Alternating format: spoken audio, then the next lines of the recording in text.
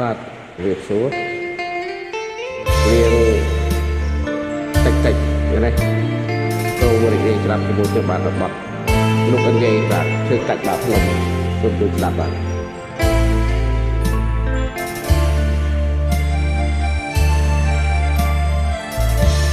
ធ្វើកាច់បាភ្នំជំរំកាំងវ័យកំណត់ណាស្នេហ៍ថ្មីត្រួតលើរឿងចាស់កាលទុំជាសងបួសជើងភ្នំនេះមានទួនកោក្រេះ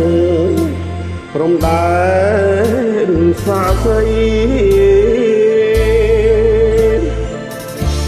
កំពុងខ្សាច់សភូមិគូកសណ្ដែកទ្រង់ខ្ញុំមកប្រេះបែកព្រោះរឿងប្រត់ស្រីឯភូមិព្រះស្រែ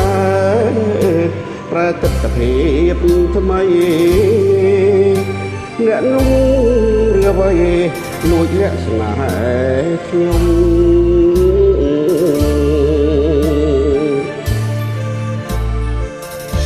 បងខ្មុំរឿងទុំបាភ្នំរឿងថ្មី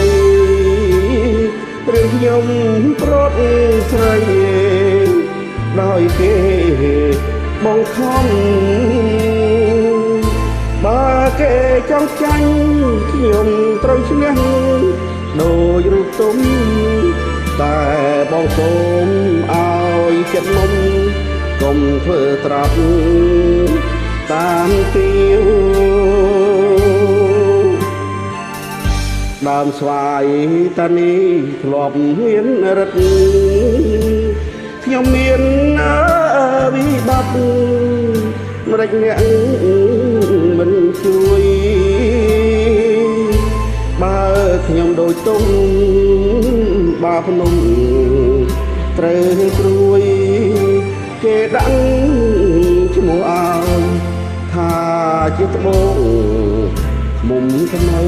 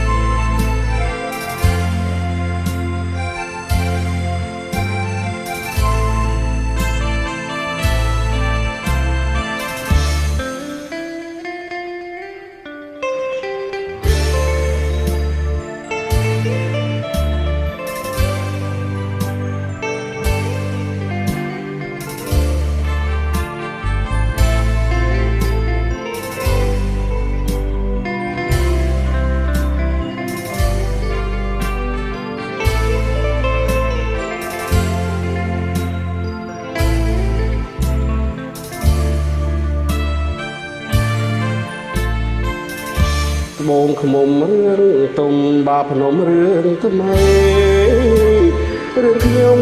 ប្រត់ស្រីដោយគេបងខំបើគេចង់ចេញខ្ញុំត្រូវឈ្នះដោយរូបទុំតែបងសូមឲ្យចិត្តមុំកុំធ្វើត្រាប់តាមទាវដើមស្វាយតានេះធ្លាប់មានរិទ្ធខ្ញុំមានវិបត្តិម្ដេចអ្នក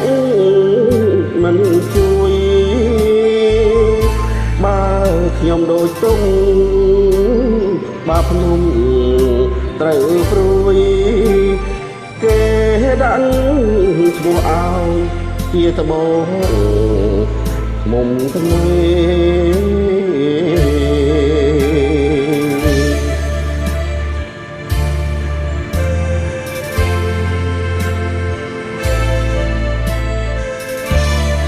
បាទ